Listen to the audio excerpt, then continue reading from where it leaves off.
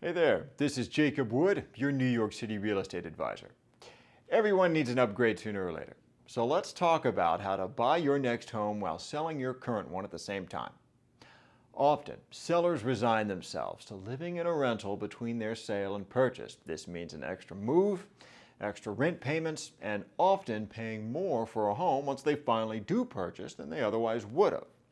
Together, we can make a plan to seamlessly transition from one home to the next, protect our peace of mind when selling, and maximize our advantage when buying.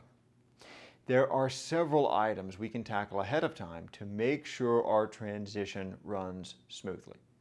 First, we'll familiarize ourselves with real-time data on the submarket we're selling out of versus the one we're buying into. If you're selling a one-bed and purchasing a three-bed, or selling in Manhattan and purchasing in the suburbs, average days on market, average negotiability, and year-over-year price metrics will vary greatly between those markets.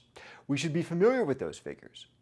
Second, and this can be counterintuitive, we'll want to make sure to list your home for sale before making offers on homes you wish to buy. We'll have a fair amount of leverage as a seller on timeline and far less as a buyer. We'll also be much more competitive as a purchaser once the sale of your current home is in contract. Another important reason to list your current home first: the sellers we'll be looking to contract with on our purchase are unlikely to grant us sales contingencies. There are just too many variables in the co-op sale process, and the timeline is just too long for any seller to be comfortable with that scenario.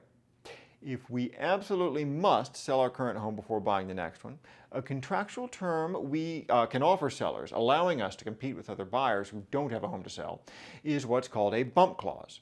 If they agree to go into contract with us, our seller may continue to market their home until the sale of our current home goes into contract. If they find a more attractive buyer, we're granted a right of first refusal. If we're not yet in the position to purchase, we take our deposit back and move on. This way, there's no added risk for them in dealing with us, and we're not in danger of losing our contract deposit if our sale takes longer than expected. Helping homeowners manage two real estate transactions at once is a cornerstone of my business.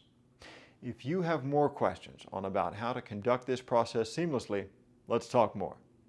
This is Jacob Wood, your New York City real estate advisor.